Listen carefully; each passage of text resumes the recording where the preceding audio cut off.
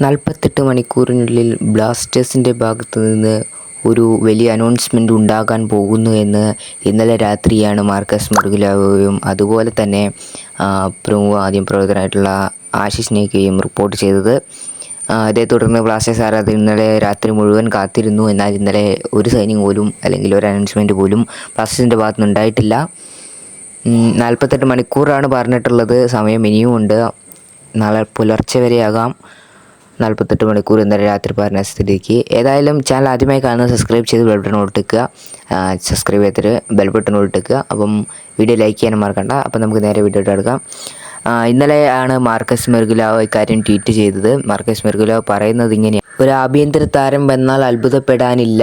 എന്നാൽ ബ്ലാസ്റ്റേഴ്സ് ഒരു ഫോറിൻ പ്ലെയറിനെയാണ് തേടിക്കൊണ്ടിരിക്കുന്നത്. അതും ചെറിയൊരു പ്ലെയറെ അല്ല, വലിയൊരു ബിഗ് ഫിഷിനെ തന്നെയാണ് ബ്ലാസ്റ്റേഴ്സ് തേടിക്കൊണ്ടിരിക്കുന്നത് എന്നൊക്കെയാണ് മാർക്കസ് മെർഗുലാവോ പറയുന്നത്. 48 മണിക്കൂറിനുള്ളിൽ ഇതിനുള്ള ഒരു ഒഫീഷ്യൽ അനൗൺസ്മെൻറ്റ് ഉണ്ടാകാം എന്നുകൂടി അദ്ദേഹം പറയുന്നുണ്ട്. ഏതായാലും ബ്ലാസ്റ്റേഴ്സിന് ഇപ്പോൾ ആവശ്യം ഒരു സ്ട്രൈക്കറെയാണ്, അതും ഒരു വിദേശ സ്ട്രൈക്കറെയാണ്. ഒരു ശ്രമം പാളി എന്ന് നമ്മൾ ഇന്നാൾ 2 ദിവസം മുമ്പ് കേട്ടിരുന്നു. അതായത് ഒരു വലിയ പ്ലെയറിനെ നോക്കിയിരുന്നാൽ അദ്ദേഹത്തിന് ഇന്ത്യയിലേക്ക് വരാനല്ല താല്പര്യം എന്നുള്ളത് കൊണ്ട്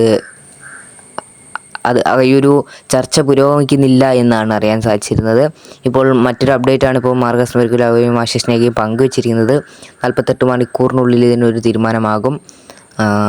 ഒരു അനൗൺസ്മെൻറ്റ് നമുക്ക് പ്രതീക്ഷിക്കാം 48 മണിക്കൂറിനുള്ളിൽ എന്നാണ് നമ്മൾ പ്രതീക്ഷിക്കുന്നത്.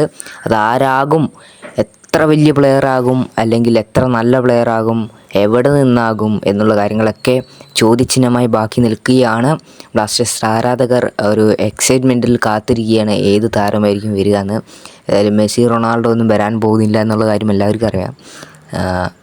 ഏതായാലും ആ താരം എത്ര നല്ല പ്ലെയറായാലും ബ്ലാസ്റ്റേഴ്സിൽ വരുമ്പോൾ അദ്ദേഹത്തിൻ്റെ മുഴുവൻ സമർപ്പിക്കാനും അതുപോലെ തന്നെ ദിമിയേക്കാൾ മുമ്പിൽ നിൽക്കാനാകുന്നൊരു പ്ലെയർ ആകുമെന്ന് തന്നെ പ്രതീക്ഷിക്കാം. ആകട്ടെ എന്നും പ്രാർത്ഥിക്കാം. വീഡിയോ അതിൻ്റെ ചാനൽ സബ്സ്ക്രൈബ് ചെയ്ത് വീഡിയോ ഇഷ്ടപ്പെട്ടാൽ ലൈക്ക് ചെയ്യുക, മാക്സിമം ഷെയർ ചെയ്യുക. Thanks for watching.